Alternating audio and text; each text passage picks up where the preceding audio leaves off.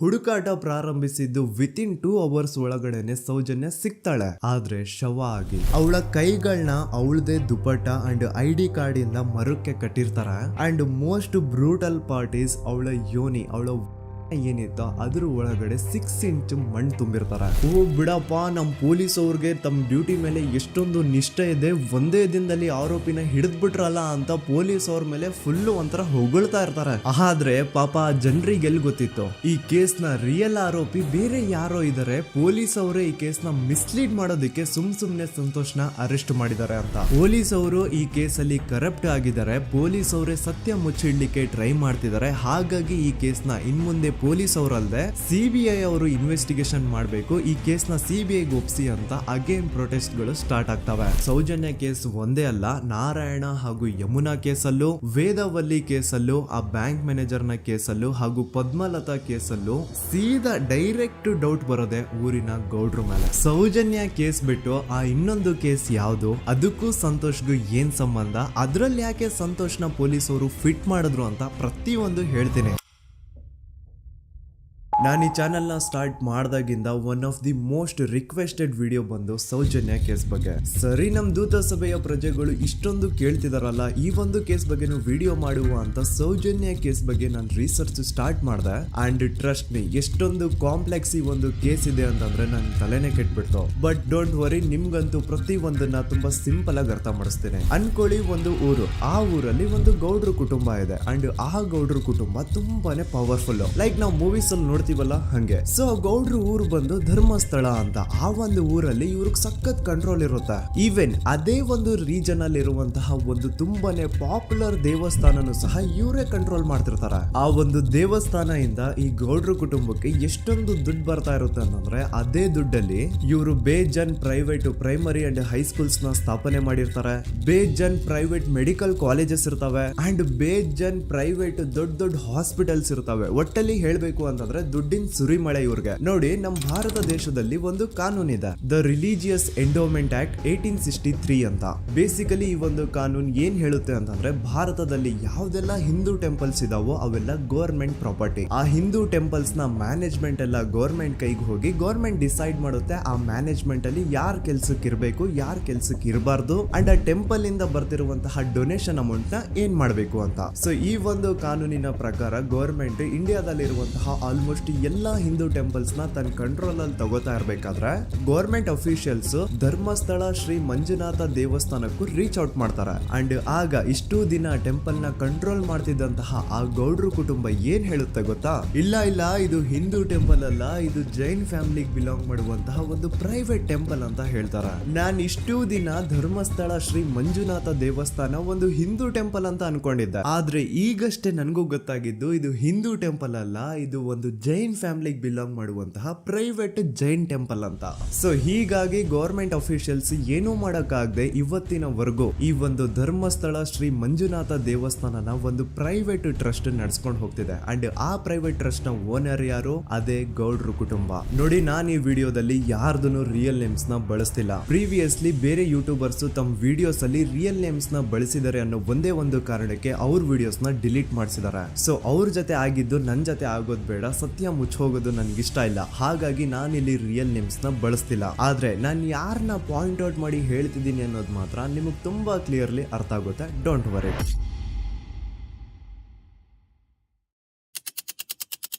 ದಿನಾಂಕ 9/10/2012. A very normal day for everyone except Soujanya. Dharmasthala ಹತ್ರ ಇರುವಂತಹ ಪಂಗಳ್ ಅನ್ನೋ ಒಂದು ಸಣ್ಣ ಹಳ್ಳಿಗೆ ಬಿಲಾಂಗ್ ಮಾಡುವಂತಹ ಸೌಜನ್ಯ ತುಂಬಾನೇ ಒಳ್ಳೆ ಹುಡುಗಿ. SDM ಕಾಲೇಜ್ ಆಫ್ ಉಜ್ರಿಯಲ್ಲಿ 2nd PUC ಓದ್ತಿದ್ದಂತಹ ಇವಳು ತುಂಬಾನೇ ಬ್ರೈಟ್ ಸ್ಟೂಡೆಂಟ್ ಕೂಡ. ಸೊ ಒಂದು ದಿನ ಅಂದ್ರೆ 9 ಅಕ್ಟೋಬರ್ 2012 ಬೆಳಿಗ್ಗೆ 7:30-8 ಗಂಟೆ ಹಾಗೆ ಆಸ್ ಯೂಶುವಲ್ ತನ್ನ ಕಾಲೇಜ್ ಹೋಗೋದಕ್ಕೆ ರೆಡಿ ಆಗ್ತಿರ್ತಾಳೆ. ಅವತ್ತು ಮಂಗಳವಾರದ ದಿನ ಅಂಡ್ ಅವತ್ತು ಲೋಕಲ್ ಫೆಸ್ಟಿವಲ್ ಬೇರೆ ಇರುತ್ತೆ, ಹೊಸ ಅಕ್ಕಿ ಅಂತ. ಈ ಒಂದು ಲೋಕಲ್ ಫೆಸ್ಟಿವಲ್ ದಿನ ಮನೆ ಒಳಗಡೆ ಏನೇ ಅಡುಗೆ ಮಾಡಿದ್ರು ಹೊಸ ಅಕ್ಕಿನೇ ಬಳಸಬೇಕು. ಸೊ ಹೊಸ ಅಕ್ಕಿ ತಂದು ಬ್ರೇಕ್ಫಾಸ್ಟ್ ನ ರೆಡಿ ಮಾಡೋಷ್ಟ್ರಲ್ಲಿ ಸೌಜನ್ಯ ಅವ್ರ ತಾಯಿ ತುಂಬಾ ಲೇಟ್ ಮಾಡ್ತಾರೆ. ಸೊ ಕಾಲೇಜ್ಗೆ ಲೇಟ್ ಆಗ್ತಿದೆ ಅಂತ ಈ ಸೌಜನ್ಯ ಟಿಫಿನ್ ಸಹ ಮಾಡದೆ ಹಾಗೆ ಹೋಗ್ತಾಳೆ. ಅವಳ ತಲೆಯಲ್ಲಿ ಏನಿತ್ತು ಅಂತಂದ್ರೆ, ಹೆಂಗೋ ಇವತ್ತು ಲೋಕಲ್ ಫೆಸ್ಟಿವಲ್ ಬೇರೆ ಇದೆ, ಹಾಗಾಗಿ ಮೇ ಬಿ ಕಾಲೇಜು ಬೇಗ ಬಿಡ್ಬೋದು, ಸೊ ಮಧ್ಯಾಹ್ನ ಡೈರೆಕ್ಟ್ ಮನೆಗೆ ಬಂದು ಊಟ ಬಿಡು ಅಂತ ಅವಳು ಅನ್ಕೊಂಡಿರ್ತಾಳೆ. ಆದ್ರೆ ಕಾಲೇಜ್ ಹೋಗಾದ್ಮೇಲೆ ಗೊತ್ತಾಗುತ್ತೆ ಅವತ್ತು ಅವಳಿಗೆ ಸ್ಪೆಷಲ್ ಕ್ಲಾಸಸ್ ಬೇರೆ ಇದೆ ಅಂತ. ಸೌಜನ್ಯ ಬ್ರೇಕ್ಫಾಸ್ಟ್ ಕೂಡ ಮಾಡಿರಲ್ಲ ಅಂಡ್ ಲಂಚ್ ಬಾಕ್ಸ್ ಕೂಡ ತಂದಿರಲ್ಲ. ಹಾಗಾಗಿ ಲಂಚ್ ಟೈಮ್ ಅಲ್ಲಿ ಸೌಜನ್ಯನ ಒಬ್ಳು ಫ್ರೆಂಡ್ ಜಾನ್ವಿ ತಾನ್ ತಂದಿರುವಂತಹ ಲಂಚ್ ಬಾಕ್ಸ್ ಅಲ್ಲಿ ಒಂದಿಷ್ಟು ಲಂಚ್ ನ ಆಫರ್ ಮಾಡ್ತಾಳ. ಆದ್ರೆ ಸೌಜನ್ಯ ಪರವಾಗಿಲ್ಲ ನೀನ್ ತಿನ್ನು, ನಾನ್ ಮನೆಗೆ ಹೋಗ್ಬಿಟ್ಟು ಊಟ ಮಾಡ್ಕೊಂತೀನಿ ಅಂತ ಹೇಳ್ತಾಳ. ಸುಮಾರು ಮಧ್ಯಾಹ್ನದ 3:45ಕ್ಕೆ ಕಾಲೇಜ್ ಬಿಡುತ್ತೆ. ಸೌಜನ್ಯ ಕಾಲೇಜ್ ಇಂದ ಬಸ್ ಅಲ್ಲಿ ಬಂದು ನೇತ್ರಾವತಿ ಬಸ್ ಸ್ಟಾಪ್ ಹತ್ರ ಇಳ್ಕೋತಾಳ. ಅವಳ ಜೊತೆ ಅವಳ ಕ್ಲಾಸ್ ಮೇಟ್ಸ್ ಅಂಡ್ ಫ್ರೆಂಡ್ಸ್ ಎಲ್ಲ ಇರ್ತಾರೆ. ಸೊ ಅವ್ರಿಗೆಲ್ಲ ಬಾಯ್ ಹೇಳ್ಬಿಟ್ಟು ಸೌಜನ್ಯ ತನ್ನ ಮನೆ ಕಡೆಗೆ ಹೊರಡ್ತಾಳ. ನೇತ್ರಾವತಿ ಬಸ್ ಸ್ಟಾಪ್ ಇಂದ ಸೌಜನ್ಯ ಮನೆಗೆ 20 ಮಿನಿಟ್ಸ್ ನ ವಾಕ್ ಇರುತ್ತೆ. ಮ್ಯಾಕ್ಸ್ ಟು ಮ್ಯಾಕ್ಸ್ 30 ಮಿನಿಟ್ ಹಿಡಿಬಹುದು. ಸೊ ಸೌಜನ್ಯ ನಡ್ಕೊಂಡು ಮನೆ ಕಡೆಗೆ ಹೋಗ್ತಾ ಇರ್ತಾಳೆ. ಒಂದ್ ಸ್ವಲ್ಪ ದೂರದಲ್ಲಿ ಪ್ರಕೃತಿ ಹಾಸ್ಪಿಟಲ್ ಅಂತ ಒಂದಿರುತ್ತೆ. ಅಲ್ಲಿನ ಸೆಕ್ಯೂರಿಟಿ ಗಾರ್ಡ್ ಸೌಜನ್ಯ ನಡ್ಕೊಂಡು ಹೋಗ್ತಾ ಇರೋದನ್ನ ನೋಡ್ತಾನೆ ಕೂಡ. ನಂತರ ಸೌಜನ್ಯ ಒಂದು 10 ನಿಮಿಷ ಹಂಗೆ ಮುಂದೆ ನಡ್ಕೊಂಡು ಹೋಗಾದ್ಮೇಲೆ ಸೌಜನ್ಯಗೆ ತನ್ನ ಮಾವ ಸಿಗ್ತಾರ.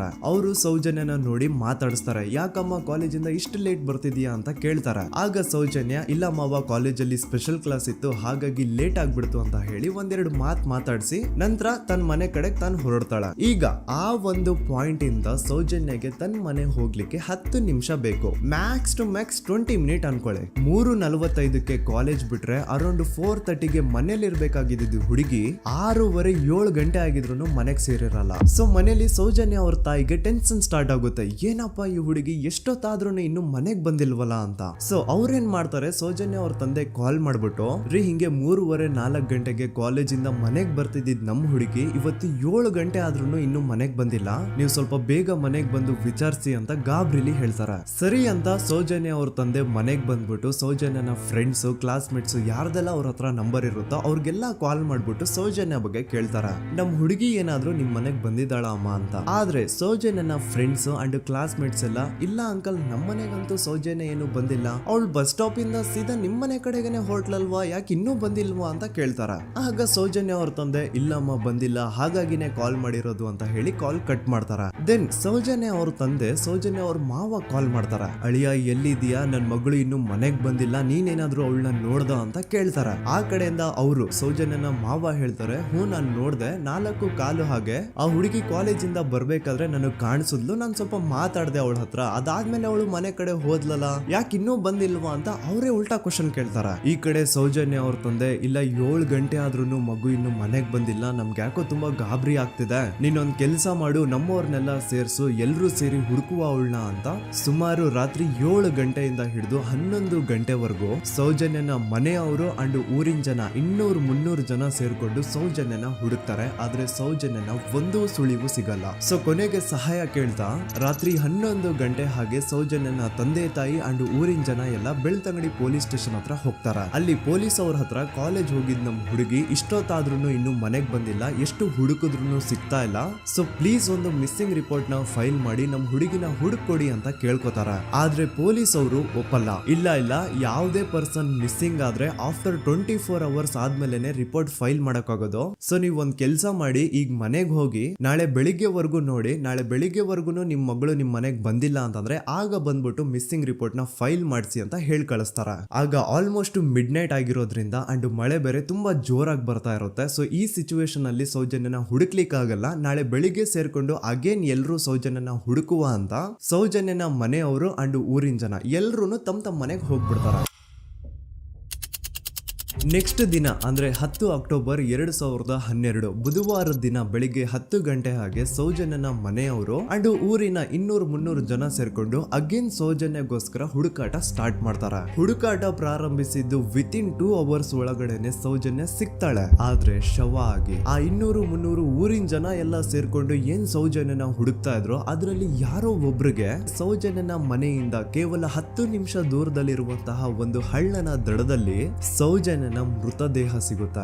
ಈಗ ಸತ್ತಿರುವಂತಹ ಸೌಜನ್ಯನ ಡೆಡ್ ಬಾಡಿ ಯಾವ ಒಂದು ಕಂಡೀಷನ್ ಅಲ್ಲಿ ಇತ್ತು ಅಂತ ಹೇಳ್ತೀನಿ, ಸ್ವಲ್ಪ ಗಮನ ಇಟ್ಟು ಕೇಳಿಸ್ಕೊಳ್ಳಿ. ಅವಳ ಕೈಗಳನ್ನ ಅವಳದೇ ದುಪಟ್ಟ ಅಂಡ್ ID ಕಾರ್ಡ್ ಇಂದ ಮರಕ್ಕೆ ಕಟ್ಟಿರ್ತಾರ.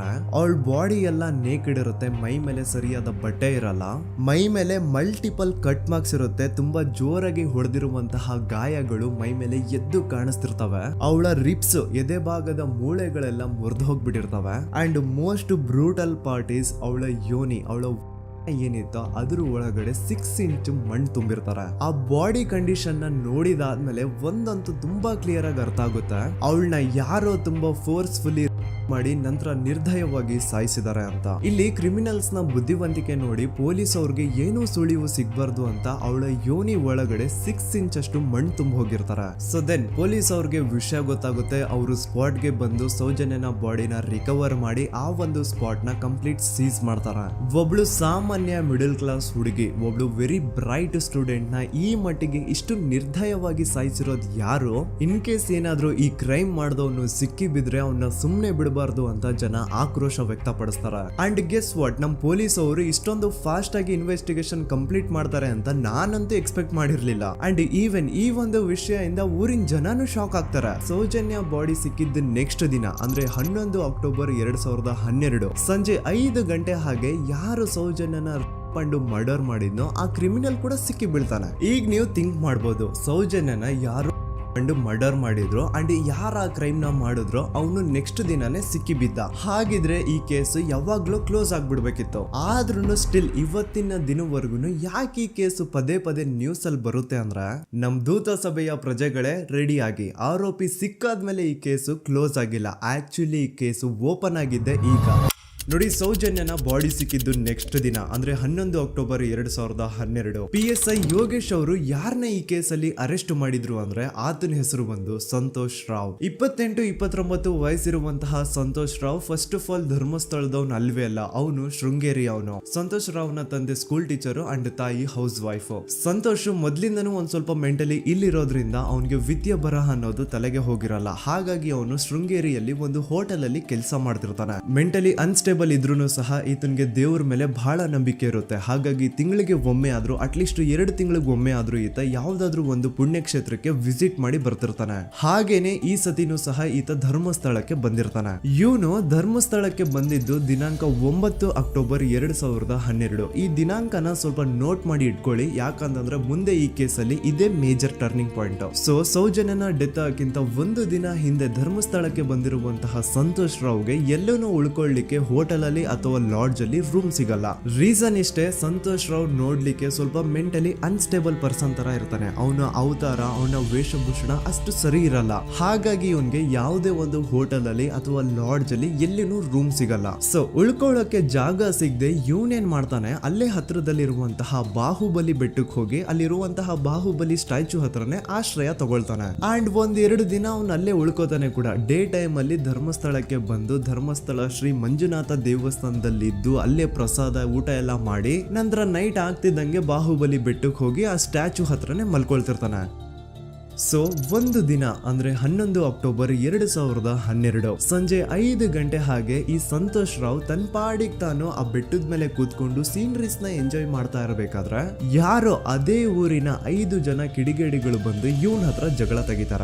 ಈ 5 ಜನ ಯಾರು ಅಂತ ನಂತರ ಹೇಳ್ತೀನಿ. ಸೊ ಈ 5 ಜನ ಕಿಡಿಗೇಡಿಗಳು ಸಂತೋಷ್ ರಾವ್ ಹತ್ರ ಜಗಳ ತೆಗೆದು ಅವನ್ನ ಅವಾಚ್ಯ ಶಬ್ದಗಳಿಂದ ಬೈದು ಅವನ್ನ ಹೊಡೆದು, ಅಷ್ಟೇ ಸಾಲದೆ ಆ 5 ಜನ ಸಂತೋಷ್ ರಾವ್ನ ಪೊಲೀಸ್ ಸ್ಟೇಷನ್ಗೆ ಎಳ್ಕೊಂಡ್ ಬಂದು ಇವನು ನಾವು ಬಾಹುಬಲಿ ಬೆಟ್ಟಕ್ಕೆ ಅಂತ ಹೋಗಿದ್ರೆ ಅಲ್ಲಿ ನಮ್ಮ ಮೇಲೆ ಅಟ್ಯಾಕ್ ಮಾಡ್ದ, ಇವ್ನು ನೋಡ್ಲಿಕ್ಕೂ ಸಹ ಒಳ್ಳೆ ಸೈಕೋ ಕಿಲ್ಲರ್ ಇದ್ದಂಗಿದಾನೆ, ನಮ್ಗೆ ಯಾಕೋ ನಿನ್ನೆ ನಮ್ಮ ಊರಲ್ಲಿ ನಡೆದಿರುವಂತಹ ಘಟನೆ ಆ ಸೌಜನ್ಯನ ಪಂಡು ಮರ್ಡರ್ ಇವನೇ ಮಾಡಿದಾನೆ ಅಂತ ಡೌಟ್ ಬರ್ತಿದೆ ಅಂತ ಆ 5 ಜನ ಕಿಡಿಗೇಡಿಗಳು ಸಂತೋಷ್ ರಾವ್ನ ಪೊಲೀಸ್ ಅವ್ರ ಹತ್ರ ಹಾಕೊಡ್ತಾರ. ಅಂಡ್ ಪೊಲೀಸ್ ಅವ್ರು ಕೂಡ ಎಂತವ್ರು ನೋಡಿ, ಯಾರೋ 5 ಜನ ಕಿಡಿಗೇಡಿಗಳು ಬಂದು ಇವನೇ ಕೊಲೆ ಮಾಡಿದಾನೆ ಅಂತ ಹೇಳಿದ ತಕ್ಷಣ ಹಿಂದೆ ಮುಂದೆ ಕ್ರಾಸ್ ಚೆಕ್ ಮಾಡದೆ ಸಂತೋಷ್ ರಾವ್ನ ಅರೆಸ್ಟ್ ಮಾಡಿ ಸೌಜನ್ಯ ಕೇಸ್ನ ಆರೋಪಿ ಸಿಕ್ಕಿದಾನೆ ಅಂತ ಎಲ್ಲಾ ಕಡೆ ಘೋಷಣೆ ಮಾಡ್ಬಿಡ್ತಾರ. ಜನರಿಗೆ ಈ ಕಡೆ ಒಂಥರ ನೆಮ್ಮದಿ, ಓ ಬಿಡಪ್ಪ ನಮ್ ಪೊಲೀಸ್ ಅವ್ರಿಗೆ ತಮ್ಮ ಡ್ಯೂಟಿ ಮೇಲೆ ಎಷ್ಟೊಂದು ನಿಷ್ಠೆ ಇದೆ, ಒಂದೇ ದಿನದಲ್ಲಿ ಆರೋಪಿನ ಹಿಡಿದ್ಬಿಟ್ರಲ್ಲ ಅಂತ ಪೊಲೀಸ್ ಅವ್ರ ಮೇಲೆ ಫುಲ್ ಒಂಥರ ಹೊಗಳ್ತಾ ಇರ್ತಾರೆ. ಆದ್ರೆ ಪಾಪ ಜನರಿಗೆ ಎಲ್ಲಿ ಗೊತ್ತಿತ್ತು ಈ ಕೇಸ್ ನ ರಿಯಲ್ ಆರೋಪಿ ಬೇರೆ ಯಾರೋ ಇದಾರೆ, ಪೊಲೀಸ್ ಅವರೇ ಈ ಕೇಸ್ ನ ಮಿಸ್ಲೀಡ್ ಮಾಡೋದಕ್ಕೆ ಸುಮ್ನೆ ಸಂತೋಷ್ ನ ಅರೆಸ್ಟ್ ಮಾಡಿದ್ದಾರೆ ಅಂತ. ಸೊ ಸಂತೋಷ್ ರಾವ್ ಒಂದು ಹುಡುಗಿಯ ರೇಪ್ ಅಂಡ್ ಮರ್ಡರ್ ಕೇಸ್ ಅಲ್ಲಿ ಅರೆಸ್ಟ್ ಆಗಿದ್ದಾನೆ ಅನ್ನೋ ವಿಷಯ ಸಂತೋಷ್ ನ ತಾಯಿಗೆ ಗೊತ್ತಾದಾಗ ಅವ್ರ ಪಾಪ ನೋವಲ್ಲಿ ಕುರ್ಗಿ ಸಾಯ್ತಾರ. ಅಂಡ್ ಇನ್ನು ಅವ್ರ ತಂದೆ ಒಂದು ಕಡೆ ಪಾಪ ಹೆಂಡತಿನ ಕಳ್ಕೊಂಡಿರುವಂತಹ ನೋವು, ಇನ್ನೊಂದು ಕಡೆ ಮಗ ನೋಡಿದ್ರೆ ಯಾವ್ದೋ ಫಾಲ್ಸ್ ಕೇಸ್ ಅಲ್ಲಿ ಅರೆಸ್ಟ್ ಆಗಿದ್ದಾನೆ. ಈ ಕಡೆ ಕೇಸ್ ನ ಇನ್ವೆಸ್ಟಿಗೇಷನ್ ನಡೀತಾ ಇದೆ. ಅಂಡ್ ಇಲ್ಲಿ ನಾನು PSI ಯೋಗೇಶ್ ಅವ್ರ ಬಗ್ಗೆ ಅಂತೂ ಮೆನ್ಷನ್ ಮಾಡ್ಲೇಬೇಕು. ಈ ಪೊಲೀಸ್ ಆಫೀಸರು ಗೊತ್ತಿದ್ದು ಈ ತಪ್ಪನ ಮಾಡಿದ್ರು ಅಥವಾ ಗೊತ್ತಿಲ್ದೇನೆ ಈ ತಪ್ಪನ ಮಾಡಿದ್ರು ನನ್ಗಂತೂ ಗೊತ್ತಿಲ್ಲ. ಸೊ ಇವ್ರು ಏನ್ ಮಾಡ್ತಾರೆ ಅಂತಂದ್ರೆ, ಸೌಜನ್ಯನ ಬಾಡಿನ ಪೋಸ್ಟ್ ಮಾರ್ಟಮ್ ಗೆ ಕಳಿಸಿದಾಗ ಡಾಕ್ಟರ್ಸ್ ಹಂಗೋ ಹಿಂಗೋ ಮಾಡಿ ಇಂದ ಕೆಲವೊಂದು ಸ್ಪರ್ಮ್ ನ ಸ್ಯಾಂಪಲ್ಸ್ ಕಲೆಕ್ಟ್ ಮಾಡ್ತಾರೆ. ಅದನ್ನ ಅವರು PSI ಯೋಗೇಶ್ಗೆ ಕೊಟ್ಟು ಇದನ್ನ ವಿತಿನ್ 72 ಅವರ್ಸ್ ಒಳಗಡೆ ಇನ್ನೊಂದು ಲ್ಯಾಬ್ ಗೆ ಸಬ್ಮಿಟ್ ಮಾಡಿ ಅಂತ ತುಂಬಾ ಕ್ಲಿಯರ್ ಆಗಿ ಹೇಳ್ತಾರೆ. ಆದ್ರೆ PSI ಯೋಗೇಶ್ ಆ ಸ್ಪರ್ಮ್ ಸ್ಯಾಂಪಲ್ಸ್ ನ ವಿತಿನ್ 72 ಅವರ್ಸ್ ಒಳಗಡೆ ಲ್ಯಾಬ್ ಕಳ್ಸೋದಿರ್ಲಿ, ಅದನ್ನ 12 ದಿನ ಆದ್ಮೇಲೆ ಲ್ಯಾಬ್ ಕಳಿಸ್ತಾರೆ. ಅಷ್ಟೊತ್ತಿಗೆ ಆಲ್ರೆಡಿ ಆ ಸ್ಪರ್ಮ್ ಸ್ಯಾಂಪಲ್ಸ್ ಗೆಲ್ಲ ಫಂಗಸ್ ಹಿಡಿದು ಅದು ಅನ್ಫಿಟ್ ಫಾರ್ ಟೆಸ್ಟಿಂಗ್ ಅಂತ ಬರುತ್ತೆ. ಈಗ ನೀವೇ ಹೇಳಿ, ಎಂತ ಡಂಬೆಸ್ಟ್ ಪರ್ಸನ್ ಪೊಲೀಸ್ ಆಫೀಸರ್ ಆಗಿದ್ರು ಅವನ ಹತ್ರ ಒಂದು ಮರ್ಡರ್ ಕೇಸ್ ಬಂದಾಗ ಅವನ ಹತ್ರ ಇರೋ ಮೇನ್ ಸಾಕ್ಷಿನೇ, ಮೇನ್ ಎವಿಡೆನ್ಸ್ ಆ ಹುಡುಗಿಯ ಇಂದ ಕಲೆಕ್ಟ್ ಆಗುವಂತಹ ಸ್ಪರ್ಮ್ ಸ್ಯಾಂಪಲ್ಸ್. ಸೊ ಅದನ್ನ ಮೊದಲು ಲ್ಯಾಬ್ ಕಳಿಸಿ ಅದನ್ನ ಐಡೆಂಟಿಫೈ ಮಾಡೋದು ಪೊಲೀಸ್ ಅವರ ಫಸ್ಟ್ ಡ್ಯೂಟಿ. ಆದ್ರೆ ಇಲ್ಲಿ PSI ಯೋಗೇಶ್ ಅವರು ಇದನ್ನೇ ಮರ್ತು ಹೋದ್ರು ಅಂತ ನೋಡಿ. ಯಾವುದೇ ಒಂದು ಕೇಸ್ ಅಲ್ಲಿ ಪೊಲೀಸ್ ಅವರು ಆದಷ್ಟು ಎವಿಡೆನ್ಸ್ ನ ಕಲೆಕ್ಟ್ ಮಾಡೋದಕ್ಕೆ ಟ್ರೈ ಮಾಡ್ತಾರೆ. ಆದ್ರೆ ಈ ಒಂದು ಕೇಸ್ ಅಲ್ಲಿ ಮಾತ್ರ ಪೊಲೀಸ್ ಅವರು ಎವಿಡೆನ್ಸ್ ನ ಕಲೆಕ್ಟ್ ಮಾಡೋ ಬದಲಾಗಿ ಎವಿಡೆನ್ಸ್ ನ ಡಿಸ್ಟ್ರಾಯ್ ಮಾಡೋದ್ರಲ್ಲಿ ಮುಂದೆ ಇದ್ರು. ಅಷ್ಟೇ ಅಲ್ಲದೆ ಈ ಪೊಲೀಸ್ ಆಫೀಸರ್ ಸೇರ್ಕೊಂಡು ಸಂತೋಷ್ ರಾವ್ಗೆ ಸೆಲ್ ಅಲ್ಲಿ ಎಂತ ಟಾರ್ಚರ್, ಎಂತ ಹಿಂಸೆ ಕೊಡ್ತಾರೆ ಅಂದ್ರೆ ನೆನ್ಸ್ಕೊಂಡ್ರೆ ಮೈ ಜುಮ್ ಅನ್ನುತ್ತ. ಹೊಡಿಯೋದು, ಕೆಟ್ಟದಾಗ ಬೈಯೋದು, ಇದೆಲ್ಲ common. Most brutal parties Santosh ರಾವ್ನ ಪ್ಯಾಂಟ್ ಬಿಚ್ಚಿ ಅವನ ಪ್ರೈವೇಟ್ ಪಾರ್ಟ್ ಮೇಲೆ ಬಿಸಿ ಬಿಸಿ ಕುದೀತಾ ಇರುವಂತಹ ನೀರ್ ಚಲ್ತಾರ. ಈ ಕ್ರೈಮ್ ನೀನೇ ಮಾಡಿದ್ಯಾ ಅಂತ ಒಪ್ಕೋ, ಇಲ್ಲ ಅಂತಂದ್ರೆ ನಿನ್ನ ಸೆಲ್ ಒಳಗಡೆನೆ ಸಾಯಿಸ್ಬಿಡ್ತೀವಿ, ನಿನ್ನ ತಂದೆ ತಾಯಿ ಎಲ್ರು ಸಾಯಿಸ್ಬಿಡ್ತೀವಿ ಅಂತ ಬ್ಲಾಕ್ ಮೇಲ್ ಮಾಡ್ತಾರ. ನೋಡಿ, ಸಂತೋಷ್ ರಾವ್ ಜಾಗದಲ್ಲಿ ನನ್ನಂತ ನಿಮ್ಮಂತ ನಾರ್ಮಲ್ ಪರ್ಸನ್ ಯಾರಾದ್ರೂ ಇದ್ದಿದ್ರೆ ಪೊಲೀಸ್ ಅವರು ಕೊಡ್ತಿರುವಂತಹ ಹಿಂಸೆನ ತಡ್ಕೊಳಕ್ಕಾಗದೆ ಆ ಕ್ರೈಮ್ ಮಾಡಿಲ್ಲ ಅಂದ್ರೂ ಮಾಡಿದೀನಿ ಅಂತ ಒಪ್ಕೊಬಿಡ್ತಾ ಇದ್ವಿ. ಆದ್ರೆ ಸಂತೋಷ್ ರಾವ್ ಮೆಂಟಲಿ ಇಲ್ಲಿರೋದೇ ಅವನ್ಗೆ ಅಡ್ವಾಂಟೇಜ್ ಆಗೋಯ್ತು. ಪೊಲೀಸ್ಗಳು ಸಂತೋಷ್ ರಾವ್ಗೆ ಎಷ್ಟೇ ಹೊಡೆದ್ರು, ಎಷ್ಟೇ ಬೈದ್ರು, ಎಷ್ಟೇ ಬ್ಲಾಕ್ ಮೇಲ್ ಮಾಡಿದ್ರು ಸಂತೋಷ್ ರಾವ್ ಬಾಯಲ್ಲಿ ನಾನ್ ಈ ಕ್ರೈಮ್ ನ ಮಾಡಿಲ್ಲ ಅಂತಾನೆ ಬರುತ್ತೆ ಹೊರತು ಆ ಕ್ರೈಮ್ ನ ಅವನು ಒಪ್ಕೊಳ್ಳೋದೇ ಇಲ್ಲ. ದೆನ್ ಕೋರ್ಟ್ ಟ್ರಯಲ್ಸ್ ಸ್ಟಾರ್ಟ್ ಆಗುತ್ತೆ. ಈ ಕ್ರೈಮ್ ನ ಸಂತೋಷೇ ಮಾಡಿದಾನೆ ಅಂತ ಸೌಜನ್ಯ ಕಡೆಯ ಲಾಯರ್ ವಾದ ಮಾಡ್ತಾನೆ. ಅದಕ್ಕೆ ಆಪೋಸಿಟ್ ಆಗಿ ಸಂತೋಷ್ ರಾವ್ ಕಡೆಯಿಂದ ಒಬ್ರು ಲಾಯರ್ ಇಲ್ಲ, ಸಂತೋಷ್ ರಾವ್ ಈ ಕ್ರೈಮ್ ನ ಮಾಡ್ಲಿಕ್ಕೆ ಸಾಧ್ಯನೇ ಇಲ್ಲ ಅಂತ ವಾದ ಮಾಡ್ತಿರ್ತಾರೆ. ಅಂಡ್ ಕೋರ್ಟ್ ಇಂದ ಆಚೆಗಡೆ ಸಂತೋಷ್ ರಾವ್ ನ ಅಗೇನ್ಸ್ಟ್ ಸ್ಟೂಡೆಂಟ್ಸ್ ಪ್ರೊಟೆಸ್ಟ್ ನಡೆಯುತ್ತೆ, ಪಬ್ಲಿಕ್ ಪ್ರೊಟೆಸ್ಟ್ ನಡೆಯುತ್ತೆ. ಅರೆಸ್ಟ್ ಆಗಿರುವಂತಹ ಸಂತೋಷ್ ರಾವ್ಗೆ ಗಲ್ಲಿಗೇರಿಸ್ರಿ ಅಂತ ಅವ್ರು ಡಿಮ್ಯಾಂಡ್ ಮಾಡ್ತಿರ್ತಾರೆ. ಸೊ ಹೀಗೆ ಒಂದು 2-3 ವರ್ಷ ಕಳೆದು ಹೋಗುತ್ತೆ. ನಂತರ ಒಂದು ಕೋರ್ಟ್ ಟ್ರಯಲ್ ಅಲ್ಲಿ ಸಂತೋಷ್ ರಾವ್ ಪರವಾಗಿ ಹೋರಾಡ್ತಿದ್ದಂತಹ ಲಾಯರ್ ಯಾಕೆ ಈ ಕೇಸ್ ಅಲ್ಲಿ ಸಂತೋಷ್ ಆರೋಪಿ ಅಲ್ಲ ಅಂತ ಪ್ರೂವ್ ಮಾಡ್ಲಿಕ್ಕೆ ಕೆಲವೊಂದು ಪಾಯಿಂಟ್ಸ್ ನ ಮುಂದೆ ಇಡ್ತಾರೆ. ಅದೇನಂತಂದ್ರೆ, ಮೊದಲನೇದಾಗಿ ಸಂತೋಷ್ ರಾವ್ ಈ ಕ್ರೈಮ್ ನ ಮಾಡಿದಾನೆ ಅಂತ ಒಬ್ರು ಒಂದು ಐ ವಿಟ್ನೆಸ್ ಇರಲ್ಲ. ಇನ್ನೊಂದೇನು ಅಂತಂದ್ರೆ, ಯಾವೊಂದು ಕಂಡೀಷನ್ ಅಲ್ಲಿ, ಯಾವೊಂದು ಬ್ರೂಟಲ್ ಕಂಡೀಷನ್ ಅಲ್ಲಿ ಸೌಜನ್ಯನ ಬಾಡಿ ಸಿಕ್ಕಿತ್ತೋ ಅದನ್ನ ಗಮನದಲ್ಲಿಟ್ಕೊಂಡು ಸ್ವಲ್ಪ ಪ್ರಾಕ್ಟಿಕಲ್ ಆಗಿ ಥಿಂಕ್ ಮಾಡಿದ್ರೆ ಆ ಒಂದು ಭೀಕರ ಕ್ರೈಮ್ ನ ಒಬ್ನೇ ಮಾಡ್ಲಿಕ್ಕೆ ಸಾಧ್ಯನೇ ಇಲ್ಲ. ಇನ್ನೊಂದು ಪಾಯಿಂಟ್ ಏನು ಅಂತಂದ್ರೆ, ಸೌಜನ್ಯನ ಇಂದ ಪೊಲೀಸ್ ಅವ್ರಿಗೆ ಯಾವುದೇ ಸ್ಪರ್ಮ್ ಸ್ಯಾಂಪಲ್ ಸಿಗ್ಬಾರ್ದು ಅಂತ 6 ಇಂಚು ಅಷ್ಟು ಮಣ್ಣು ಹಾಕಿರ್ತಾರ. ಸೊ ಈಗ ನೀವೇ ಹೇಳಿ, ಮೆಂಟಲಿ ಇಲ್ಲಿರುವಂತಹ ಪರ್ಸನ್ಗೆ ಇಷ್ಟೊಂದು ಬುದ್ಧಿವಂತಿಕೆ ಇರುತ್ತಾ ಅನ್ಕೊಳ್ಳಿ. ಅಷ್ಟೊಂದು ಬುದ್ಧಿವಂತಿಕೆ ಅವ್ನಿಗಿದ್ರೂನು ಆ ಕ್ರೈಮ್ ಮಾಡಾದ್ಮೇಲೆ ಅವನ ಆ ಊರಿಂದ ಓಡ್ ಹೋಗ್ಬೋದಾಗಿತ್ತು. ಆದ್ರೆ ಮತ್ತ್ಯಾಕೆ ಅವನು ಅದೇ ಊರಲ್ಲೇ ಇರ್ತಾನೆ. ಅಂಡ್ ಸೌಜನ್ಯ ಕೊನೆಯದಾಗಿ ಪ್ರಕೃತಿ ಹಾಸ್ಪಿಟಲ್ ಮುಂದ್ಗಡೆಯಿಂದ ನಡ್ಕೊಂಡು ಹೋಗ್ತಾ ಇರ್ಬೇಕಾದ್ರೆ ಆ ಪ್ರಕೃತಿ ಹಾಸ್ಪಿಟಲ್ ನ ಸೆಕ್ಯೂರಿಟಿ ಗಾರ್ಡ್ ನೋಡ್ತಾನೆ. ಅಂಡ್ ಪ್ರಕೃತಿ ಹಾಸ್ಪಿಟಲ್ ನ ಆಚೆಗಡೆ CCTV ಕ್ಯಾಮರಾನು ಇರುತ್ತೆ. ಸಡನ್ಲಿ ಆ CCTV ಫುಟೇಜ್ ಕೂಡ ಕಾಣೆ ಆಗ್ಬಿಡುತ್ತಾ. ಇನ್ನೊಂದೇನು ಅಂತಂದ್ರೆ, ಸೌಜನ್ಯನ ಮರ್ಡರ್ ಆಗಿದ್ದು ನೆಕ್ಸ್ಟ್ ದಿನಾನೇ ಪೊಲೀಸ್ ಅವರು ಆರೋಪಿನ ಹಿಡಿದ್ರು. ಸೊ ಹಾಗಿದ್ದಾಗ ಆ ಕಲೆಕ್ಟ್ ಮಾಡಿರುವಂತಹ ಸ್ಪರ್ಮ್ ಸ್ಯಾಂಪಲ್ಸ್ ನ ಲ್ಯಾಬ್ ಗೆ ಕಳಿಸಿ ಇವನೇ ಆರೋಪಿ ಅಂತ ಕನ್ಫರ್ಮ್ ಮಾಡೋ ಬದಲಾಗಿ ಯಾಕೆ ಪೊಲೀಸ್ ಅವರು ಆ ಸ್ಪರ್ಮ್ ಸ್ಯಾಂಪಲ್ಸ್ ನ ತಮ್ಮ ಹತ್ರನೇ ಇಟ್ಕೊಂಡು 12 ದಿನವರೆಗೂ ಅದಕ್ಕೆ ಫಂಗಸ್ ಹಿಡಿಯೋವರೆಗೂ ಕಾದು ಆಮೇಲೆ ಅದನ್ನ ಲ್ಯಾಬ್ ಕಳಿಸಿದ್ರು. ಅಂಡ್ ಮೇನ್ ಇಂಪಾರ್ಟೆಂಟ್ ಆಗಿ ಸಂತೋಷ್ ರಾವ್ಗೆ ಒಂದು ಗುಪ್ತ ರೋಗ ಇರುತ್ತೆ, ಅದೇ ಫಿಮೋಸಿಸ್ ಅಂತ. ಈ ಕಾಯಿಲೆ ಏನು ಅಂತ ನಾನು ಈ ವಿಡಿಯೋದಲ್ಲಿ ಡೀಟೇಲ್ಡ್ ಆಗಿ ಎಕ್ಸ್ಪ್ಲೈನ್ ಮಾಡ್ಲಿಕ್ಕೆ ಆಗಲ್ಲ. ಜಸ್ಟ್ ತಿಳ್ಕೊಳ್ಳಿ, ಈ ಒಂದು ಕಾಯಿಲೆ ಇರೋರು ಇಂಟಿಮಸಿ ಮಾಡ್ಲಿಕ್ಕೆ ಆಗಲ್ಲ. ಇನ್ ಕೇಸ್ ಮಾಡಿದ್ರು ಅವರು ಸುಖ ಅಲ್ಲ ನರಕ ಕಾಣ್ತಾರ. ಸೊ ಇಷ್ಟೆಲ್ಲ ವ್ಯಾಲಿಡ್ ಪಾಯಿಂಟ್ಸ್, ಇಷ್ಟೆಲ್ಲ ಫ್ಯಾಕ್ಟ್ಸ್ ಕಣ್ ಮುಂದೆ ಇರಬೇಕಾದ್ರೆ ಸ್ಟಿಲ್ ಪೊಲೀಸ್ ಅವರು ಯಾಕೆ ಈ ಕ್ರೈಮ್ ನ ಸಂತೋಷ್ ರಾವೇ ಮಾಡಿದಾನೆ ಅಂತ ಇವನ್ ಹಿಂದೆ ಬಿದ್ದಿದ್ದಾರೆ. ಯಾಕೆ ಅವರು ಈ ಕ್ರೈಮ್ ಇವನ್ ಬಿಟ್ರೆ ಬೇರೆ ಯಾರಾದ್ರೂ ಮಾಡಿರ್ಬೋದಲ್ಲ ಅಂತ ಆ ಆಂಗಲ್ ಅಲ್ಲಿ ಇನ್ವೆಸ್ಟಿಗೇಷನ್ ಮಾಡ್ತಿಲ್ವಲ್ಲ ಅಂತ ಪೊಲೀಸ್ ಅವರ ಇನ್ವೆಸ್ಟಿಗೇಷನ್ ಮೇಲೆ ಈಗ ಕ್ವಶನ್ ಬರುತ್ತೆ. So after hearing all of this, ಎಲ್ಲರಿಗೂ ಈಗ ಪೊಲೀಸ್ ಅವರ ಇನ್ವೆಸ್ಟಿಗೇಷನ್ ಇನ್ವೆಸ್ಟಿಗೇಷನ್ ಮೇಲೆ ಡೌಟ್ ಬರುತ್ತೆ. ಅಂಡ್ ಈವನ್ ಸೌಜನ್ಯ ಅವ್ರ ಮನೆಯವರು ಕೂಡ ನಿಜವಾದ ಆರೋಪಿ ಸಂತೋಷ್ ಅಲ್ಲ ಅಂತ ತಮ್ಮ ಅಭಿಪ್ರಾಯನ ವ್ಯಕ್ತಪಡಿಸ್ತಾರೆ. ಆಗ ಅಲ್ಲಿವರೆಗೂ ಸಂತೋಷ್ ರಾವ್ನ ಗಲ್ಲಿಗೇರಿಸಿ ಅಂತ ಏನು student protest and public protest ಎಲ್ಲ ನಡೀತಾ ಇತ್ತು, ಈಗ ಅದೆಲ್ಲ ನಿಂತು ಹೋಗಿ ಎಲ್ಲಾ ಹೇಟ್ ರೈಡ್ ಪೊಲೀಸ್ ಅವ್ರ ಕಡೆಗೆ ಹೋಗುತ್ತೆ. ಪೊಲೀಸ್ ಅವರು ಈ ಕೇಸಲ್ಲಿ ಕರಪ್ಟ್ ಆಗಿದ್ದಾರೆ, ಪೊಲೀಸ್ ಅವರೇ ಸತ್ಯ ಮುಚ್ಚಿಡ್ಲಿಕ್ಕೆ ಟ್ರೈ ಮಾಡ್ತಿದ್ದಾರೆ. ಹಾಗಾಗಿ ಈ ಕೇಸ್ನ ಇನ್ಮುಂದೆ ಪೊಲೀಸ್ ಅವರಲ್ಲದೆ ಸಿಬಿಐ ಅವರು ಇನ್ವೆಸ್ಟಿಗೇಷನ್ ಮಾಡಬೇಕು, ಈ ಕೇಸ್ನ ಸಿಬಿಐ ಒಪ್ಸಿ ಅಂತ ಅಗೇನ್ ಪ್ರೊಟೆಸ್ಟ್ ಗಳು ಸ್ಟಾರ್ಟ್ ಆಗ್ತವೆ. ಸೊ ಧರ್ಮಸ್ಥಳದಲ್ಲಿ ಇಷ್ಟೊಂದು ಹೋರಾಟಗಳಾಗ್ತಿದಾವೆ, ಒಬ್ಳು ಹುಡುಗಿ ಜೊತೆ ಇಷ್ಟೊಂದು ಅನ್ಯಾಯ ಆಗಿದೆ, ಆದ್ರೂ ಸಹ ಧರ್ಮಾಧಿಕಾರಿ ಏನು ಮಾತೇ ಆಡ್ತಿಲ್ವಲ್ಲ ಈ ಹುಡುಗಿ ಬಗ್ಗೆ ಅಂತ ಜನರು ಪ್ರಶ್ನೆ ಮಾಡಿದಾಗ ಆಗ ಧರ್ಮಾಧಿಕಾರಿನೂ ಜನರು ಮುಂದೆ ಬಂದ್ಬಿಟ್ಟು ಈ ಕೇಸ್ನ ಸಿಬಿಐ ಒಪ್ಸಿ ಅಂತ ಹೋರಾಟ ಮಾಡ್ತಾರ. ನಂತರ ಈ ಒಂದು ಕೇಸು ಪೊಲೀಸ್ ಅವರಿಂದ ಸಿಬಿಐ ಕೈಗೆ ಹೋಗುತ್ತೆ. ಸಿಬಿಐ ಕೈಗೆ ಹೋಗಿದ ತಕ್ಷಣ ಇಲ್ಲೇನು ಸತ್ಯ ಹೊರಗೆ ಬಂದಿಲ್ಲ. ಆ ಸಿಬಿಐ ಅವರು 3-4 ವರ್ಷ ಟೈಮ್ ತಗೊಂಡು ಮತ್ತೆ ಈ ಒಂದು ಕೇಸ್ನ ರೀ ಇನ್ವೆಸ್ಟಿಗೇಷನ್ ಮಾಡ್ತಾರ. ಆದ್ರೆ ಅಲ್ಲೇನು ಇನ್ವೆಸ್ಟಿಗೇಷನ್ ಮಾಡ್ಲಿಕ್ಕೆ ಉಳ್ದೇ ಇರಲ್ಲ. ಆ ಪೊಲೀಸ್ ಅವರು ಅವ್ರ ಕೈಯಲ್ಲಿ ಈ ಕೇಸು ಇದ್ದಷ್ಟು ದಿನ ಎಷ್ಟಾಗುತ್ತೋ ಅಷ್ಟು ಎವಿಡೆನ್ಸ್ ನ ಡಿಸ್ಟ್ರಾಯ್ ಮಾಡ್ಬಿಟ್ಟಿರ್ತಾರ. ಸೊ ಹಾಗಾಗಿ ಅಲ್ಲಿ ಸಿಬಿಐ ಅವ್ರಿಗೆ ಇನ್ವೆಸ್ಟಿಗೇಷನ್ ಮಾಡ್ಲಿಕ್ಕೆ ಏನ್ ಉಳ್ದೇ ಇರಲ್ಲ. ಆದ್ರೂ ಸ್ಟಿಲ್ ಅವರು 3-4 ಇಯರ್ಸ್ ಟೈಮ್ ತಗೊಂಡು ನಂತರ ಫೈನಲಿ ಒಂದು ರಿಪೋರ್ಟ್ ನ ಕೋರ್ಟ್ ಗೆ ಸಬ್ಮಿಟ್ ಮಾಡ್ತಾರ. ಅಂಡ್ ಸಿಬಿಐ ಅವರು ಕೋರ್ಟ್ ಗೆ ಸಬ್ಮಿಟ್ ಮಾಡಿರುವಂತಹ ಆ ಒಂದು ರಿಪೋರ್ಟ್ ಅಲ್ಲಿ ಏನಿತ್ತು ಅಂದ್ರೆ ಸಿಬಿಐ ಇನ್ವೆಸ್ಟಿಗೇಷನ್ ಕನ್ಫರ್ಮ್ಸ್ ದಟ್ ಈ ಒಂದು ಕ್ರೈಮ್ ನ ಸಂತೋಷ್ ರಾವ್ ಮಾಡಿದಾನೆ ಅಂತ. ಆದ್ರೆ ಐರೋನಿ ಈಸ್ ಇದೇ ಒಂದು ರಿಪೋರ್ಟ್ ಅಲ್ಲಿ ಇವ್ರು ಏನ್ ಹೇಳ್ತಾರೆ ಅಂದ್ರೆ ಅವ್ರಿಗೆ ಯಾವುದೇ ತರ ಎವಿಡೆನ್ಸ್ ಸಿಕ್ಕಿಲ್ಲ ಅಂತ. ಯಾಕಂದ್ರೆ ಈ ಸೌಜನ್ಯ ಕೇಸು ಪೊಲೀಸ್ ಅವ್ರ ಕೈಯಲ್ಲಿ ಇದ್ದಾಗ ಪೊಲೀಸ್ ಅವರು ತಮ್ಮ ನಿರ್ಲಕ್ಷ್ಯದಿಂದ ಎಲ್ಲಾ ಎವಿಡೆನ್ಸ್ ನ ಕಳ್ಕೊಂಡ್ಬಿಟ್ಟಿರ್ತಾರ. ಅಂತದ್ರಲ್ಲಿ ಯಾವ ಒಂದು ಆಧಾರದ ಮೇಲೆ ಇವರು ಸಂತೋಷ್ ರಾವ್ ಈ ಕ್ರೈಮ್ ನ ಮಾಡಿದ್ದಾರೆ ಅಂತ ಕ್ವಶನ್ ಮಾಡಿದಾಗ ಸಿಬಿಐ ಅವ್ರ ಕಡೆಯಿಂದ ನೋ ಆನ್ಸರ್. ನೋಡಿ, ಮೊದ್ಲು ಈ ಒಂದು ಕೇಸ್ ನ ಪೊಲೀಸ್ ಅವರು ಇನ್ವೆಸ್ಟಿಗೇಷನ್ ಮಾಡಿ ನಂತರ ಈ ಒಂದು ಕೇಸು ಸಿಬಿಐ ಅವ್ರ ಕೈಗೆ ಹೋಗಿ ಅವರು 3-4 ವರ್ಷ ಟೈಮ್ ತಗೊಂಡು ಇನ್ವೆಸ್ಟಿಗೇಷನ್ ಮಾಡಿ ದೆನ್ ಫೈನಲ್ ರಿಪೋರ್ಟ್ ನ ಕೋರ್ಟ್ ಗೆ ಸಬ್ಮಿಟ್ ಮಾಡೋಷ್ಟ್ರಲ್ಲಿ ಸುಮಾರು 5-6 ವರ್ಷ ಕಳೆದು ಹೋಗಿರುತ್ತೆ. ಅಂಡ್ ಸ್ಟಿಲ್ ಈ ಒಂದು ಕೇಸಲ್ಲಿ ಏನೂ ಕನ್ಕ್ಲೂಷನ್ ಸಿಕ್ಕಿರಲ್ಲ. ಎವ್ರಿ ಇಯರ್ ಸೌಜನ್ಯನ ಬರ್ತ್ಡೇ ಇದ್ದಾಗ ಅಥವಾ ತಿಥಿ ಇದ್ದಾಗ ಅವಳನ್ನ ನೆನೆಸ್ಕೊಂಡು ಅವಳ ಹೆಸರಲ್ಲಿ public protest and student protest ನಡೀತಾನೆ ಇರ್ತವೆ. ಸೊ ಒಂದು ದಿನ ಈ ಒಂದು ಪ್ರೊಟೆಸ್ಟ್ ಗಳ ನ್ಯೂಸ್ ಗಿರೀಶ್ ಮುಟ್ಟಣ್ಣನವರ ಗಮನಕ್ಕೆ ಬರುತ್ತೆ.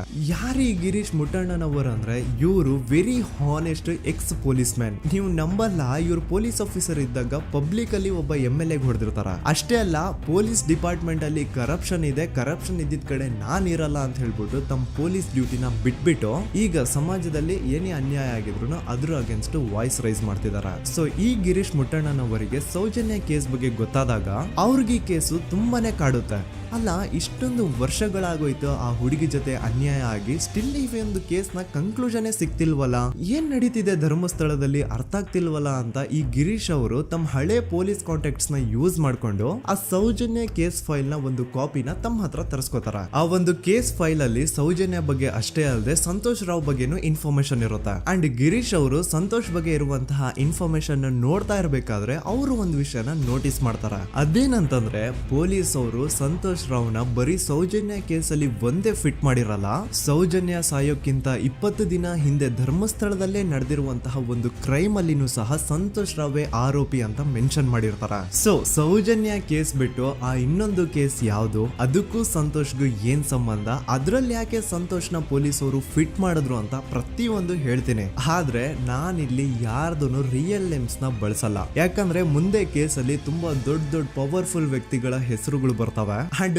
ನನ್ ವಿಡಿಯೋ ಯೂಟ್ಯೂಬ್ ಇಂದ ಡಿಲೀಟ್ ಆಗೋದು ನನ್ಗೆ ಇಷ್ಟ ಇಲ್ಲ. ಹಾಗಾಗಿ ನಾನಿಲ್ಲಿ ಯಾರ್ದು ರಿಯಲ್ ನೇಮ್ಸ್ ನ ಬಳಸ್ತಿಲ್ಲ. ಬಟ್ ಯಾರ ಬಗ್ಗೆ ಹೇಳ್ತಿದ್ದೀನಿ ಅಂತ ಒಂದ್ ಸ್ವಲ್ಪ ನೀವೇ ಅರ್ಥ ಮಾಡ್ಕೊಳ್ಳಿ. ನೋಡಿ, ಧರ್ಮಸ್ಥಳದಲ್ಲಿ ಮಾಫಿಯಾ ಕೈಂಡ್ ಆಫ್ ನಡೆಸ್ತಿರುವಂತಹ ಒಂದು ವೆರಿ ಪವರ್ಫುಲ್ ಗೌಡ್ರು ಕುಟುಂಬ ಇದೆ. ಇವ್ರ ಹತ್ರ ಬೇಜನ್ ಆಸ್ತಿ, ಬೇಜನ್ ದುಡ್ಡು, ಬೇಜನ್ ಪವರ್, ಬೇಜನ್ ಇನ್ಫ್ಲೂಯೆನ್ಸ್ ಎಲ್ಲಾನು ಇದೆ. ಆ ಊರಲ್ಲಿ ಈ ಗೌಡ್ರು ಕುಟುಂಬದ್ದು ಎಷ್ಟೊಂದು ಕಂಟ್ರೋಲ್ ಇದೆ ಅಂತಂದ್ರೆ ಅವ್ರನ್ನ ಎದುರು ಹಾಕೊಳ್ಳೋರೆ ಯಾರು ಇಲ್ಲ. ಅಂಡ್ ಈ ಒಂದು ಗೌಡ್ರು ಕುಟುಂಬ ಒಂದು ಪ್ರೈವೇಟ್ ಟ್ರಸ್ಟ್ ಹೆಸರಲ್ಲಿ ಒಂದು ವೆರಿ ಪಾಪ್ಯುಲರ್ ದೇವಸ್ಥಾನನ ಸುಮಾರು ವರ್ಷಗಳಿಂದ ತಲೆ ಮಾರುಗಳಿಂದನೂ ನಡ್ಸ್ಕೊಂಡ್ ಬಂದಿರ್ತಾರ. ಅದೇ ಒಂದು ದೇವಸ್ಥಾನದಲ್ಲಿ 60 ವರ್ಷ ವಯಸ್ಸಾಗಿರುವಂತಹ ನಾರಾಯಣ ಅನ್ನೋ ಒಬ್ಬ ವ್ಯಕ್ತಿ ಮಾವುತನಾಗಿ ಕೆಲಸ ಮಾಡ್ತಿರ್ತಾನೆ. ನಾರಾಯಣ ಅವ್ರ ತಂದೆನೂ ಅದೇ ದೇವಸ್ಥಾನದಲ್ಲಿ ಮಾವುತಾಗಿ ಕೆಲಸ ಮಾಡ್ತಾ ಇದ್ರು, ಅವ್ರ ತಂದೆನೂ ಅದೇ ದೇವಸ್ಥಾನದಲ್ಲಿ ಮಾವುತಾಗಿ ಕೆಲಸ ಮಾಡ್ತಾ ಇದ್ರು. ಸೊ ಹೀಗೆ ತಲೆ ಮಾರುಗಳಿಂದ ಮಾವುತಾಗಿನೇ ನಾರಾಯಣನ ಕುಟುಂಬ ಆ ಒಂದು ದೇವಸ್ಥಾನದಲ್ಲಿ ಕೆಲಸ ಮಾಡ್ತಾ ಇರುತ್ತೆ. ಸೊ ಒಮ್ಮೆ ತುಂಬಾ ವರ್ಷಗಳ ಹಿಂದೆ ನಾರಾಯಣ ಅವ್ರ ತಂದೆ ಆ ದೇವಸ್ಥಾನದಲ್ಲಿ ಮಾವುತಾಗಿ ಕೆಲಸ ಮಾಡ್ತಾ ಇರ್ಬೇಕಾದ್ರೆ ಆಗಿನ ದೇವಸ್ಥಾನದ ಧರ್ಮಾಧಿಕಾರಿ ಆ ಮಾವುತನ ಕೆಲ್ಸದ ಮೇಲೆ ಇರುವಂತಹ ನಿಷ್ಠೆ, ಅವನ ನಿಯತ್ತು ಅಂಡ್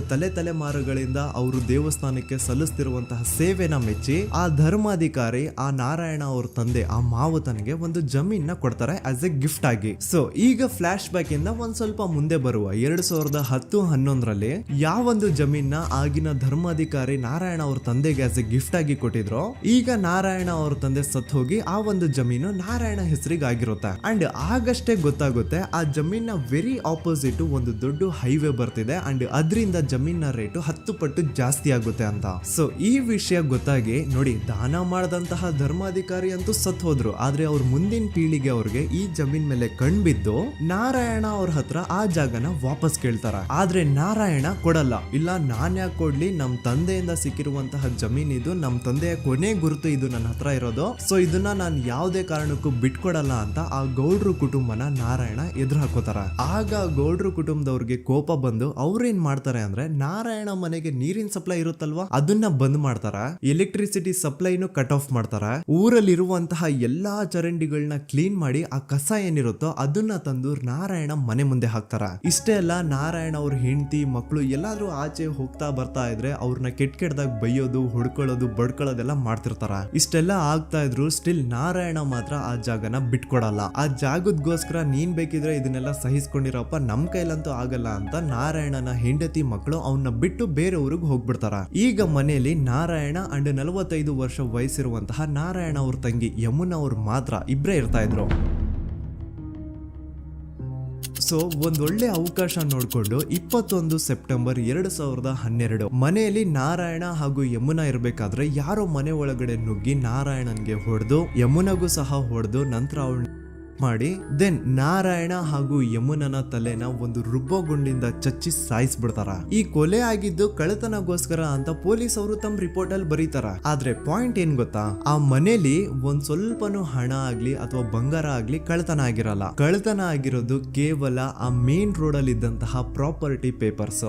ಎಂತ ಕೋಇನ್ಸಿಡೆನ್ಸ್ ನೋಡಿ, ಯಾವ ಒಂದು ಜಮೀನಿನ ಪತ್ರ ನಾರಾಯಣ ಮನೆಯಿಂದ ಕಳ್ಳತನ ಆಗಿದ್ವೋ ಅದೇ ಒಂದು ಜಮೀನಲ್ಲಿ 10 ವರ್ಷ ಆದ ನಂತರ ಒಂದು ದೊಡ್ಡ ಹೋಟೆಲ್ ಸ್ಥಾಪನೆ ಆಗುತ್ತೆ ಅಂಡ್ ಆ ಹೋಟೆಲ್ ನ ಇನಾಗ್ರೇಷನ್ ಗೆ ಚಿಕ್ಕ ಗೌಡ್ರು ಬರ್ತಾರ. ಸೊ ಈಗೇನು ನಾರಾಯಣ ಹಾಗೂ ಯಮುನನ ಕೊಲೆ ಆಗಿದ್ಯೋ ಇದಾಗಿದ್ದು 20 ದಿನ ಆದ್ಮೇಲೆ ಸೌಜನ್ಯ ಜೊತೆ ಅಂತ ನಿರ್ದಯ ಘಟನೆ ಆಗಿದ್ದು. ಸೊ ಪೊಲೀಸ್ ಅವರು ಸೌಜನ್ಯ ಕೇಸಲ್ಲಿ ಸಂತೋಷ್ ರಾವ್ನ ಫಿಟ್ ಮಾಡೋದಲ್ದೆ ಈ ಒಂದು ನಾರಾಯಣ ಹಾಗೂ ಯಮುನಾ ಕೇಸಲ್ಲೂ ಸಹ ಸಂತೋಷ್ ರಾವ್ನೆ ಫಿಟ್ ಮಾಡಿರ್ತಾರ. ಇಲ್ಲಿ ಡೇಟ್ಸ್ ನ ಸ್ವಲ್ಪ ನೆನ್ಪಿಟ್ಕೊಳ್ಳಿ. ನಾರಾಯಣ ಹಾಗೂ ಯಮುನನ ಕೊಲೆ ಆಗಿದ್ದು 21 ಸೆಪ್ಟೆಂಬರ್ 2012 ಅಂಡ್ ಸಂತೋಷ್ ರಾವ್ ಧರ್ಮಸ್ಥಳ ಬಂದಿದ್ದು 9 ಅಕ್ಟೋಬರ್ 2012, 20 ದಿನ ಆದ್ಮೇಲೆ. ಸೊ ನಾರಾಯಣ ಹಾಗೂ ಯಮುನನ ಕೊಲೆ ಆದಾಗ ಊರಲ್ಲೇ ಇಲ್ದೆ ಎಲ್ಲೋ ಶೃಂಗೇರಿಯಲ್ಲಿ ಯಾವುದೋ ಒಂದು ಹೋಟೆಲ್ ಅಲ್ಲಿ ಕೆಲಸ ಮಾಡ್ತಿದ್ದಂತಹ ಸಂತೋಷ್ ರಾವ್ ಹೇಗೆ ಈ ಒಂದು ಕೇಸಲ್ಲಿ ಆರೋಪಿ ಆಗ್ತಾನೆ? ಸೊ ಇದೇ ಒಂದು ಪಾಯಿಂಟ್ ನ ನೋಟಿಸ್ ಮಾಡಿ ಗಿರೀಶ್ ಮುಟ್ಟಣ್ಣನವರು ಧರ್ಮಸ್ಥಳಕ್ಕೆ ಬಂದು ಸಂತೋಷ್ ನ ಲಾಯರ್ ಜೊತೆ ಡಿಸ್ಕಸ್ ಮಾಡ್ತಾರ.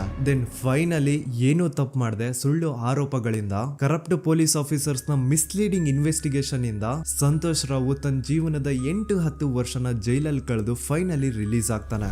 ಒಂಥರ ಈ ಕೇಸಿಂದ ಸಂತೋಷ್ ರಾವ್ನ ಇಡೀ ಲೈಫ್ ಸ್ಪಾಯ್ಲ್ ಆಗೋಯ್ತು.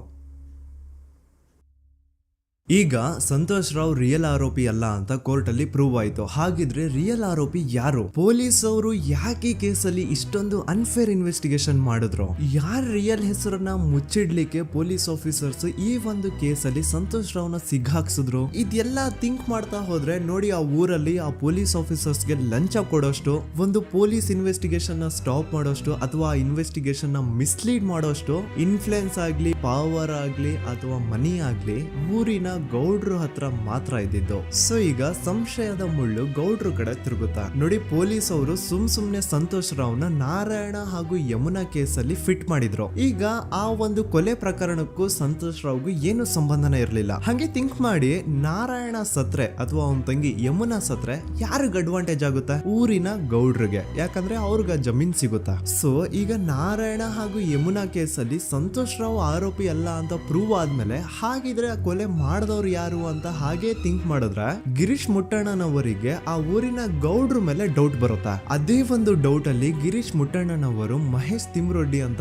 ಇನ್ನೊಬ್ರ ಜೊತೆ ಸೇರ್ಕೊಂಡು ಈ ಹಿಂದೆ ಆ ಒಂದು ಊರಲ್ಲಿ ಆ ಧರ್ಮಸ್ಥಳದಲ್ಲಿ ಈ ಊರಿನ ಗೌಡ್ರು ಯಾವ್ದ್ಯಾವ್ದೆಲ್ಲ ಕ್ರೈಮ್ಗಳು ಮಾಡಿದಾರೆ ಅಂತ ಊರಿನ ಜನರಿಂದ ತಿಳ್ಕೊತಾರ. ನಂತರ ಆ ಊರಿನ ಜನ ಯಾವ್ದ್ಯಾವ್ದೆಲ್ಲ ಮ್ಯಾಟರ್ಸ್ ಹೇಳಿದ್ರು ಆ ಕೇಸ್ ಫೈಲ್ಸ್ ನೆಲ್ಲ ತಿರುಗಿಸಿ ಮುರುಗಿಸಿ ನೋಡಿದಾಗ ನೀವು ನಂಬಲ್ಲ, ಸೌಜನ್ಯ ಕೇಸ್ ಏನೇನು ಅಲ್ಲ, ಅದಕ್ಕಿಂತ ಭೀಕರ ಕೊಲೆಗಳು ಧರ್ಮಸ್ಥಳದಲ್ಲಿ ಆಗಿವೆ ಅಂಡ್ ಎಲ್ಲಾ ಕೊಲೆಗಳ ಹಿಂದೆ ಗೌಡ್ರು ಕುಟುಂಬದ್ದೇ ಕೈ ಇದೆ ಅಂತ ಎದ್ದು ಕಾಣಿಸುತ್ತೆ.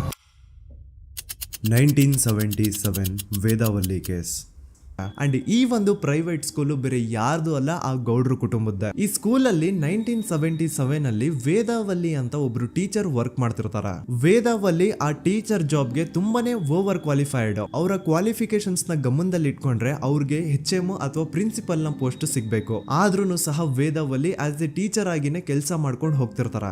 ಒಮ್ಮೆ ಏನಾಗುತ್ತೆ, ಸ್ಕೂಲ್ ಅಲ್ಲಿ ಪ್ರಿನ್ಸಿಪಲ್ ನ ಪೋಸ್ಟ್ ಖಾಲಿ ಆಗುತ್ತೆ ಅಂಡ್ ಆ ಒಂದು ಪೋಸ್ಟ್ ಗೆ ಎಲ್ರು ಏನ್ ಅನ್ಕೊಳ್ತಾರೆ, ವೇದಾವಲ್ಲಿನೇ ಸೆಲೆಕ್ಟ್ ಮಾಡೋದು ಅಂತ. ಆದ್ರೆ ವೇದಾವಲ್ಲಿಯ ಕ್ಯಾಸ್ಟ್ ಬೇರೆ ಇದೆ ಅನ್ನೋ ಒಂದೇ ಒಂದು ಕಾರಣಕ್ಕೆ ಆ ಪ್ರಿನ್ಸಿಪಲ್ ನ ಪೋಸ್ಟ್ ವೇದಾವಲ್ಲಿಗೆ ಸಿಗದೆ ಬೇರೆ ಯಾರನ್ನೋ ತಂದು ಕೂರಿಸ್ಬಿಟ್ಟಿರ್ತಾರ. ಇದರಿಂದ ಟೀಚರ್ ವೇದಾವಲ್ಲಿಗೆ ತುಂಬಾ ಕೋಪ ಬಂದು ಅವ್ರ ಸ್ಕೂಲ್ ಮುಂದೆ ಪ್ರೊಟೆಸ್ಟ್ ಮಾಡೋದ್ ಸ್ಟಾರ್ಟ್ ಮಾಡ್ತಾರ. ಅಂಡ್ ಈ ವಿಷಯ ಸ್ಕೂಲ್ ನ ಓನರ್ಸ್ ಗೆ ಇಷ್ಟ ಆಗಲ್ಲ. ಸೊ ಅವರು ಆ ಕೋಪನ ಹಾಗೆ ಮನ್ಸಲ್ಲಿ ಇಟ್ಕೊಂಡಿರ್ತಾರ. ಒಮ್ಮೆ ಏನಾಗುತ್ತೆ, ಸ್ಕೂಲ್ ರಜೆ ಇರುತ್ತೆ, ವೇದಾವಲ್ಲಿ ಮನೇಲಿ ಇರ್ತಾರ ಅಂಡ್ ಅವ್ರ ಹಸ್ಬೆಂಡ್ ಡಾಕ್ಟರ್ ಅರಳೆ ಅವ್ರಿಗೆ ಯಾವ್ದೋ ಬೇರೆ ಊರಲ್ಲಿ ಒಂದು ಕಾಲೇಜ್ ಅಲ್ಲಿ ಸೆಮಿನಾರ್ ಏನೋ ಇರುತ್ತೆ. ಸೊ ಅವರು ಅಲ್ಲಿಗೆ ಹೋಗಿರ್ತಾರೆ.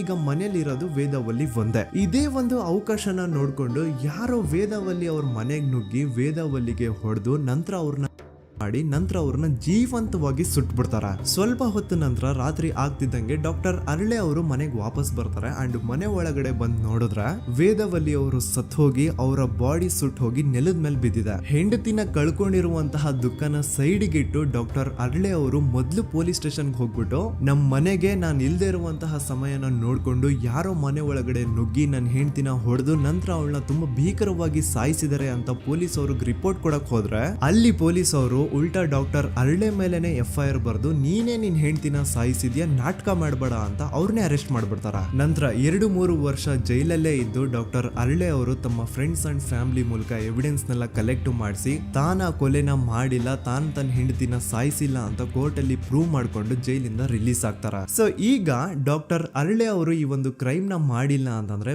ವೇದಾವಲ್ಲಿನ ಅಷ್ಟು ಭೀಕರವಾಗಿ ಸಾಯಿಸಿದವ್ರು ಯಾರು, ಈ ವಿಷಯ ಇವತ್ತಿನವರೆಗೂ ಗೊತ್ತಾಗಿಲ್ಲ.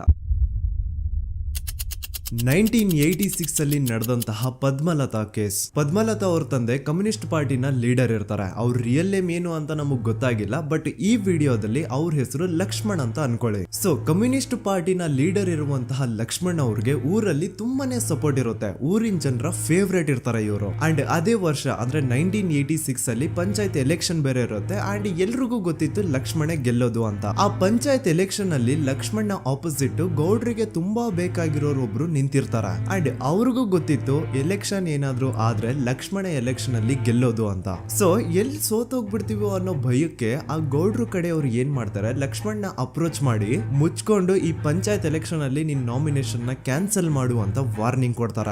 ಆದ್ರೆ ಲಕ್ಷ್ಮಣ್ ಅವರು ಅಂಜದೆ ನೀವ್ ಏನ್ ಮಾಡ್ತಿರೋ ಮಾಡ್ಕೊಳ್ರಿ, ಆದ್ರೆ ನಾನ್ ಮಾತ್ರ ನಾಮಿನೇಷನ್ ನ ಕ್ಯಾನ್ಸಲ್ ಮಾಡಲ್ಲ ಅಂತ ಆ ಗೌಡ್ರು ಕುಟುಂಬನ ಎದುರು ಹಾಕೋತಾರ. ದೆನ್ ಎಂತ ಕೋಇನ್ಸಿಡೆನ್ಸ್ ನೋಡಿ, ನೆಕ್ಸ್ಟ್ ಡೇನೆ ಲಕ್ಷ್ಮಣ್ ಅವ್ರ ಮಗಳು ಪದ್ಮಲತಾ ಕಿಡ್ನಾಪ್ ಆಗ್ತಾಳ. ಸುಮಾರು 56 ದಿನ ಅವಳನ್ನ ಯಾರೋ ಕಿಡ್ನಾಪ್ ಮಾಡ್ತಾರೆ ಅಂಡ್ ಆ 56 ದಿನ ಡೈಲಿ ಅವಳನ್ನ ಶೋಷಣೆ ಕೂಡ ಮಾಡ್ತಾರ. ನಂತರ 56 ದಿನ ಆದ್ಮೇಲೆ ಪದ್ಮಲತನ ಬಾಡಿ ನೇತ್ರಾವತಿ ನದಿಲಿ ತೇಲ್ತಾ ಸಿಗುತ್ತಾ. ಆಸ್ ಎಕ್ಸ್ಪೆಕ್ಟೆಡ್ ಈ ಕೇಸಲ್ಲೂ ಪೊಲೀಸ್ ಅವ್ರ ಕಡೆಯಿಂದ ಪ್ರಾಪರ್ ಇನ್ವೆಸ್ಟಿಗೇಷನ್ ಆಗಲ್ಲ ಅಂಡ್ ಯಾರ್ ಪದ್ಮಲತನ ಕಿಡ್ನಾಪ್ ಮಾಡಿದ್ರು, ಯಾರು ಅವಳನ್ನ 15 ದಿನವರೆಗೂ ಶೋಷಣೆ ಮಾಡಿ ನಂತರ ಅವಳನ್ನ ಅಷ್ಟು ಭೀಕರವಾಗಿ ಸಾಯಿಸಿದ್ರು ಅಂತ ಇವತ್ತಿನ ದಿನದವರೆಗೂ ಗೊತ್ತಾಗಿಲ್ಲ. ಮತ್ತೆ ನಮಗೆ ಗೊತ್ತಾದದು 22ಕ್ಕೆ ಸ್ಕೂಲ್ ಡೇ 56 ದಿನ ಕಳೆದು ಹೊಳೆಯಲ್ಲಿ ಹೆಣ ಉಂಡು ಅಂತ ಕೇಳಿ ಪೊಲೀಸಿನವರು ಬರುವಾಗ ಬಂದು ಹೇಳುವಾಗ ನಮಗೆ ಗೊತ್ತಾದ. ಅವರು ನನ್ನನ್ನು ಕರ್ಕೊಂಡೋಗಿ ಅಲ್ಲಿ ಹೋಗಿವೆ.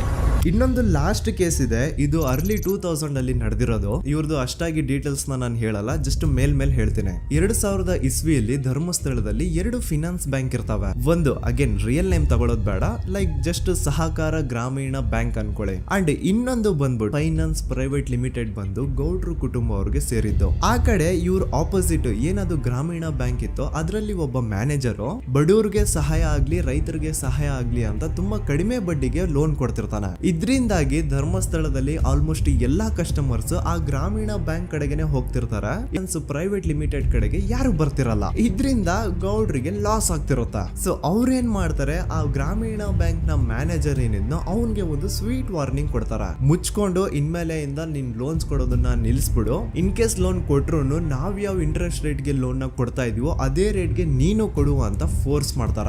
ಆದ್ರೆ ಆ ಗ್ರಾಮೀಣ ಬ್ಯಾಂಕ್ ನ ಮ್ಯಾನೇಜರ್ ಇದ್ಯಾವುದನ್ನು ಕಿವಿಗೆ ಹಾಕೊಳ್ಳಾರ್ದೆ ಅವನ್ ಕೆಲಸ ಅವ್ನ್ ಮಾಡ್ಕೊಂಡು ಹೋಗ್ತಾನ.